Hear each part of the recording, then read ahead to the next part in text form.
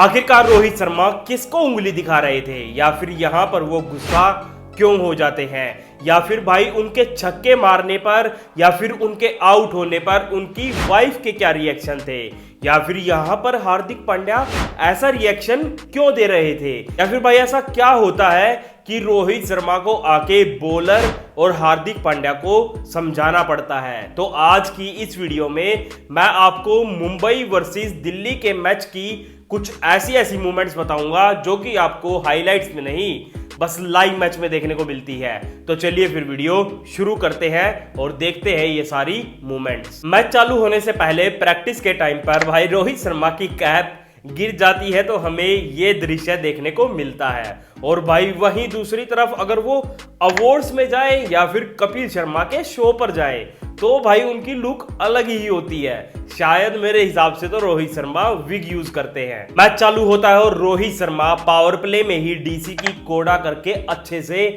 मार लेते हैं, जिस पर भाई उनकी वाइफ भी काफी तालियां बजाती है। और भाई ताली बजाने वाली बात भी थी क्योंकि रोहित शर्मा की बदौलत ही मुंबई इंडियंस पहली बार पावर प्ले में ही भाई 80 रन बना चुका था। लेकिन भाई रितिका की 3 चीजें स्टैंड्स में कंपलसरी हैं, वो हमेशा करती हैं। एक तो वो उंगली चढ़ाती हैं, एक वो छक्के लगने पे तालियां बजाती हैं, और जब रोहित शर्मा आउट हो जाते हैं तो दुखी हो जाती है। 2 काम तो भाई उनके हो चुके थे, एक तो तालियां बजाने वाला और एक उंगली चढ़ाने वाला। अब भाई वो फिर दुखी हो जाती हैं। इसका मतलब रोहित शर्मा आउट हो जाते हैं अपनी 40s में एक बार फिर से।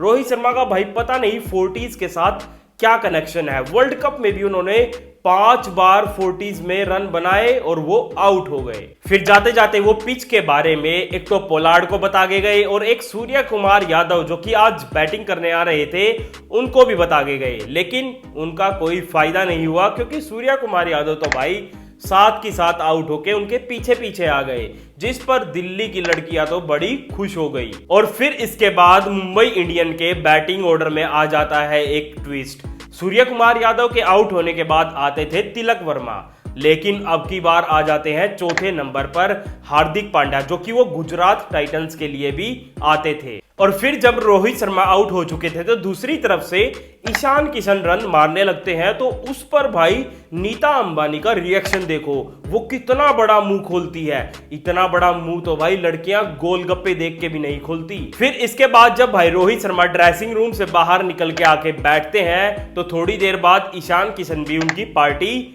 ज्वाइन कर लेते हैं। वो भी आउट होके आ चुके थे, लेकिन इसके पीछे पीछे फिर भाई तिलक वर्मा आउट होते हैं और वो सीधी कैच देते हैं कट शॉट खेल के पॉइंट के हाथ में। और ये चीज देख के भाई रोहित शर्मा को तो बड़ा गुस्सा आता है। वो गुस्सा तो ऐसे दिखाते हैं जैसे कि पहले कैप्टन मुंबई इंडियंस के वो ही थे। और फिर भाई वो शॉट्स खेल के भी दिखाते हैं कि ऐसे शॉट क्यों खेला तिलक वर्मा ने, और उंगली करके भाई वो चीज वो सूर्य कुमार यादव को ही बोल रहे थे। उनका भाई बोलने का तरीका यही है। और फिर उसके बाद जब भाई कैमरामैन उनके ऊपर से कैमरा हटा ही नहीं रहा था तो भाई रोहित शर्मा उस पर भी गुस्सा हो जाते हैं और एकदम से बोलते हैं अबे हटा लेना।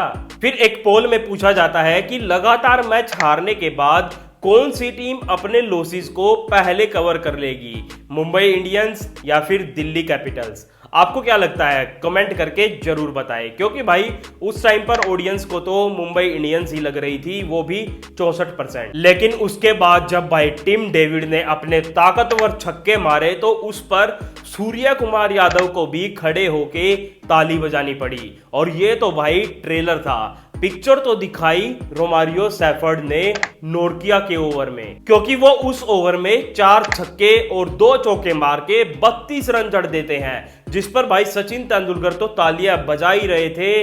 लेकिन हार्दिक पांड्या तो पागल ही हो गए थे, क्योंकि भाई वो तो 118 की स्ट्राइक रेट से बैटिंग करके आए थे। और फिर तो भाई पूरी पपिया वपिया भी बरसाई, और जब रोमारियो शेफर्ड ड्रेसिंग रूम में आए तो बिल्कुल उसके टाइट चिपक गए। भाई चिपकना भी लाजमी था क्योंकि उसकी इज्जत बचा ली थी चौथे मैच में। फिर जब सेकंड इनिंग आई तो सूर्य कुमार यादव ने कैप दी मोहम्मद नबी को, क्योंकि भाई उनका मुंबई इंडियंस के लिए ये डेब्यू मैच था। और जब दिल्ली के बैटर्स बैटिंग करने आए और उनका पहला विकेट पड़ा तो भाई बैटिंग करने पंत नहीं आए, उन्होंने पोरल को भेज दिया। और फिर उसके बाद जब भाई पृथ्वी शॉ भी आउट हुए तो वो फिर से खुद नहीं आके उन्होंने स्टब्स को भेज दिया। चलो भाई यहाँ स्टब्स ने तो रन मार दिए, लेकिन जब पोरेल आउट हुए तो वो 31 बॉल में बस 41 रन बना के आउट हुए। अगर पंत ये 31 बॉल खेलते तो शायद कुछ और अलग हो सकता था। और फिर पोरेल के आउट होने के बाद आते हैं ऋषभ पंत बैटिंग करने। जब तो भाई 30 ही बॉल बची थी, लेकिन कर वो भी कुछ नहीं पाए और 3 बॉल में ही आउट होके चले गए। ये थी दिल्ली कैपिटल्स की पहली गलती। लेकिन दूसरी तरफ भाई स्टब्स तो मुंबई इंडियंस को कूट ही रहे थे, और जब इतना कूटा तो भाई रोहित शर्मा ही आके हार्दिक पांड्या और जो बॉलर बॉलिंग डाल रहे थे उसको आके समझाने लगे। पर टेंशन की इतनी बात नहीं थी, क्योंकि भाई दिल्ली कैपिटल्स करने वाली थी अपनी दूसरी गलती। जब आखिरी के 2 ओवर में बस 49 रन चाहिए थे, क्योंकि स्टब्स तो भाई छक्के मार रहे थे, और सेकंड लास्ट ओवर लेके आते हैं रोमारियो सेफर्ड। उसको भाई पहली 2 बॉल में स्टब्स ने 2 छक्के मार दिए थे, लेकिन तीसरी बॉल पे उन्होंने भाई सिंगल ले लिया। और दूसरी तरफ स्ट्राइक पे थे अक्षर पटेल। अब अक्षर पटेल कहां छक्के मारने वाले थे। चलो भाई एक बॉल खराब कर दी, अगली बॉल पे तो अक्षर पटेल को सिंगल देना चाहिए था। भाई सिंगल की बजाय वो 2 रन लेने के लिए भागते हैं वापिस अपने आप को स्ट्राइक पे लाने के लिए।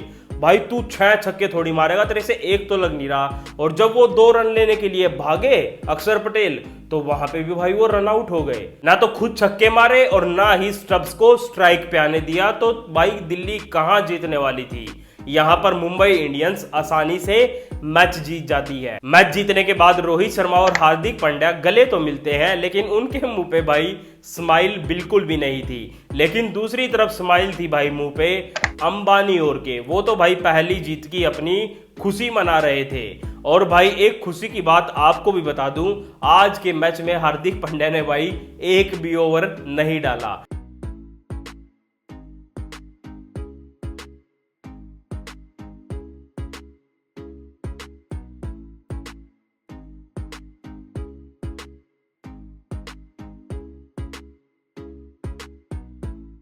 चलो उसको कुछ तो समझ में आ गई।